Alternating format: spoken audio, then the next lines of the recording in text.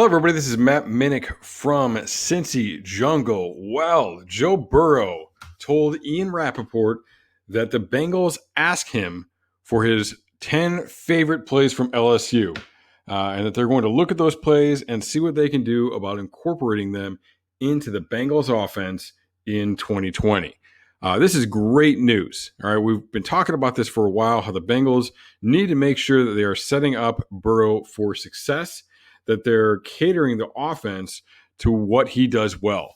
And really, Taylor and Callahan had mentioned throughout the draft process that they liked the things LSU was doing offensively, and that whatever they did with the draft pick, they were planning on incorporating some of those things. But this is just further confirmation of that, that they are going to adapt and look to incorporate some of the things that Burrow likes. And, there's probably some concepts that the Bengals already run that he likes that'll just be brought to the forefront a little bit more. But we could see some new things as well. So that brings up the question, what are his favorite plays?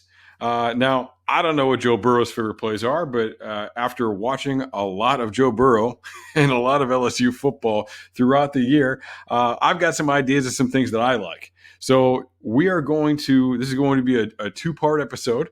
We're going to talk about my 10 favorite plays from LSU and things that you should look for with the Bengals in 2020. So the first thing we're going to talk about is the slant rub. All right.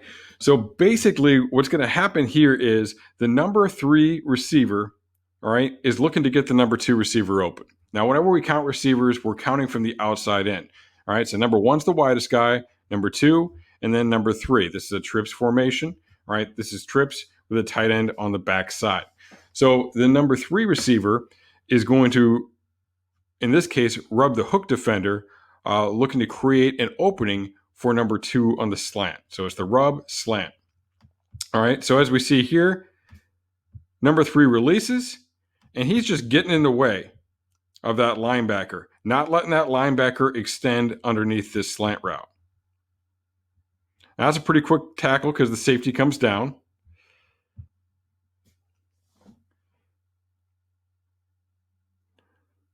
But that ball was completed, all right, in part because the linebacker wasn't able to get any wider.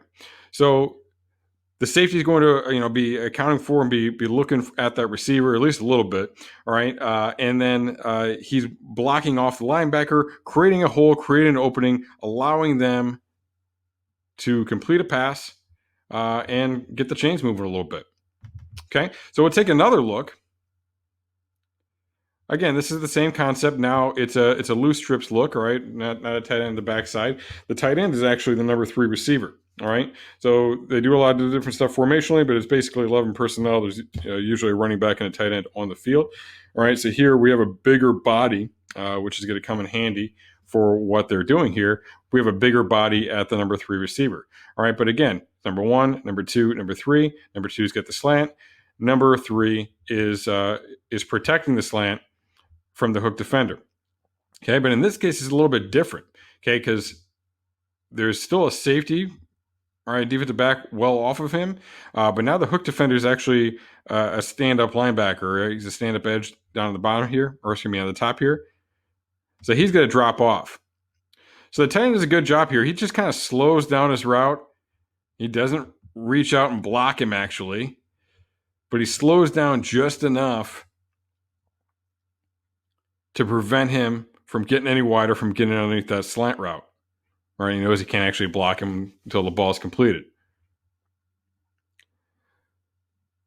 So that's a good job there. Again, like I said, a little bit different this time with where that defender is coming from, but it's still the same basic idea that there's a defender over the top of number 2, and he's over the top, he's outside. You can kind of account for that as the receiver. You can use your body to protect yourself a little bit.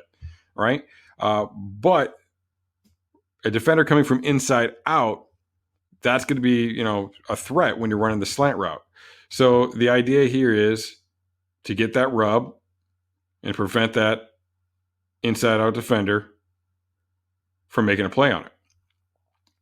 Now we're taking another look here. This time they're in man. All right. This is against Alabama. They're actually in man here.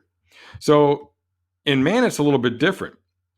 We're not so worried about what's in here. There actually isn't really anything in here right now. All right, this guy's could be on the back. There's not really anything going on here. So now it really becomes about the defender, the man defender, who's over the top of number 2. All right, again, 1, 2, 3. So number 3 is going to angle himself at that number 2 defender. His defender, their man-to-man, he's going to run with him. So now he's occupying 2 defenders. Once again, this opens up, an avenue, a lane for them to get the completion. And here, there's a lot of room. He's actually able to move the sticks here too and get the first down. So it's even better against man. All right, just picture Tyler Boyd running these routes. I mean, I think this is a great fit for the Bengals offense, for the Bengals offensive personnel. Tyler Boyd, Auden Tate, AJ Green. John Ross might take one of these things to the house, but I mean, I think Boyd is going to be, great in that particular situation. All right, so we're going to take another look here, and there's actually a receiver missing up top. This is a little bit tight in here, zoomed in a little bit too much, but it's the same concept. Again, all right, number 1 out of the screen, number 2, number 3.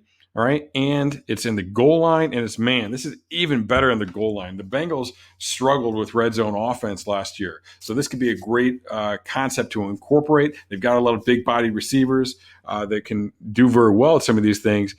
This would be a great thing for them to incorporate. Once again, as we take a look here, number 3 releases towards the defender over number 2, and it opens up that avenue for that pass right away.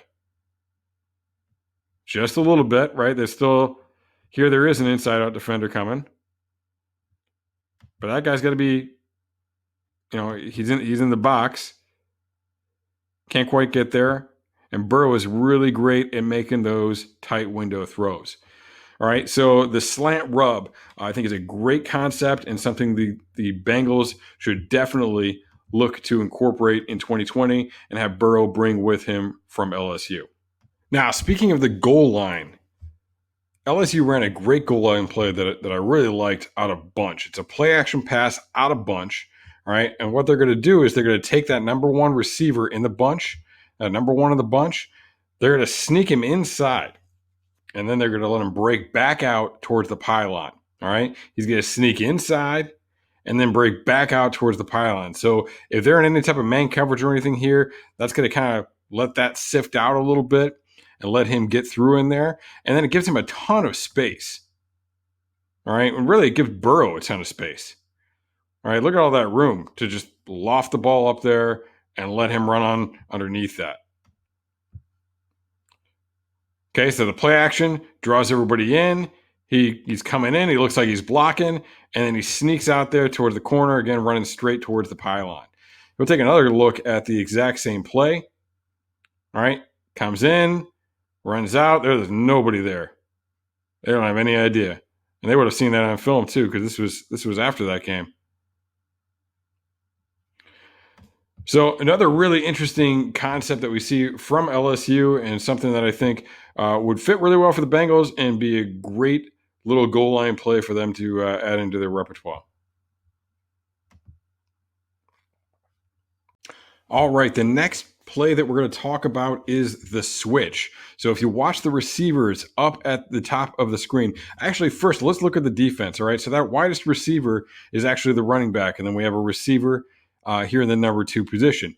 But if you look at the defense, that is not a corner out there on that running back, right? And they have their corner on the number 2 receiver. Okay, so hey, there's a safety, there's a linebacker out there, whatever it is, and there's a corner on number 2. You know it's man. They're getting the best matchup they can on this.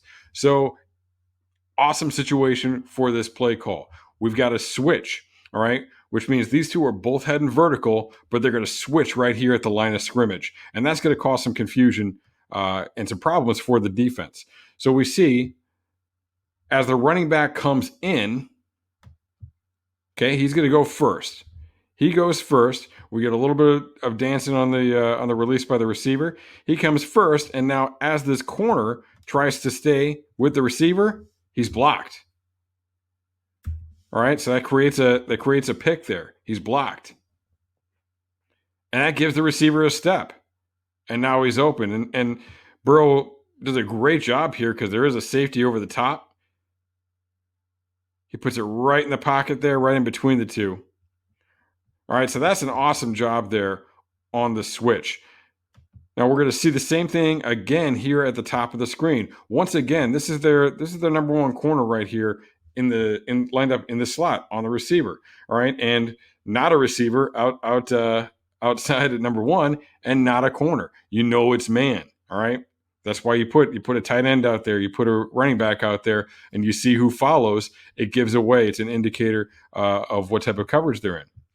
All right, so once again, number one releases first, cuts right in front of his defender. Now that guy gets a little bit confused, and that's actually what causes the corner the problem. That's who he does the little shoulder bump with, and that gets the receiver wide open down the sideline for a big-time touchdown for LSU. So this is an awesome play here. All right, and this is definitely something that the Bengals could look to incorporate. It would make a lot of sense for them. They've got a ton of talent at receiver. All right, they already did, and then they went out and got T. Higgins. So with all the receivers in here, and this being a concept that Joe Burrow is comfortable with, familiar with, and has made some big time plays with, this could be a great fit for this offense in 2020. All right, so the slot fade is a similar concept with a couple of key differences. All right, so the number one receiver is actually going to release on a drag, not a vertical route. And the slot is going to run the fade. Also, the slot is going to release first. So this really opens up an opportunity to complete the ball inside to that number one receiver. All right, so in this case, they decide to go deep. They decide to go to the slot fade. Now, the defensive back actually does a really good job of covering that route, but he doesn't do a good job playing the ball. And that's the thing about LSU, right? If they see your back, if you are not looking for the ball, they're going to throw it on the back shoulder because they know their guy's looking for the ball and they know that he can adjust and make that catch. And that's exactly what happens here. Now, a changeup that they have off of that. All right, this is a changeup they have where they get to the same place, but the opposite guy does it. All right, so both the slot and number one take the same initial steps. All right, the slot looks like he's going to the fade. The number one starts to come in, but then the slot actually goes to the slant. And the number one stays outside and gets vertical. So you can see where this caused them problems on defense. All right, they know about the slot fade. They're ready to adjust to it. So what's this guy doing? He's backpedaling off the ball. All right, this defensive back in the slot is backpedaling off the ball, and he's looking to overlap his guy. He doesn't want to get into any kind of collision, so he's getting high and wide and over the top and looking to intersect where that receiver is going on that slot fade. But that's not where the receiver goes. He comes back inside, and look at all of this space that he has created for himself. All right, so that's the slot fade, and then that's a really interesting little changeup that you can also throw in with the slot fade. A concept that would be very interesting for the Bengals to run in 2020. All right, the last play that I'm going to talk about today is B corner. All right, so you can see the receivers are bunched up tight. We're going to have the number one receiver. He's going to run a seam right up the middle of the field. And the number two is going to go out to the flat. The running back runs the corner route. Okay, he's offset to that side, so it's basically like a bunch with that running back offset. Basically like a three-man bunch. And he's going to run the corner. Now, the defense is in a form of cover 4 here. So the corner and the safety are actually both occupied by that number one receiver going vertically. The flat defender gets out wide with the number two receiver. So that opens up this little pocket in between for the running back to make the play. Now, if they were in cover 2, you'd have the corner sitting on the flat route, all right? And you'd have the safety being occupied by the seam. And then again, the corner is still there. If the corner drops off underneath the corner route, well, then you just throw out into the flat. So it's a really interesting route concept. And man, just imagine Joe Mixon running a route like this. It's a great setup. If they want to run man, that's fine too. All right, I'll take Joe Mixon running a route like this with a linebacker from in the box trying to get matched up on him every day of the week. So this has been 5 LSU plays that I think Joe Burrow should be bringing to Cincinnati with him. Could be very successful for the Bengals in 2020. I will have 5 more in part 2. If you are a fan of RPOs or air raid passing game, be sure to come back because that's basically what we're going to be talking about in part 2. So come on back and check that out. And again, make sure you're always checking out all of our content over at Cincy Jungle. Got some great draft reports, some film evaluations of all of the Bengals picks from this year, and always great content throughout the offseason as the Bengals are making moves. So always be checking that out. And then come on back to see part 2 of this video, which will be coming out soon. I'm Matt Minich from Cincy Jungle.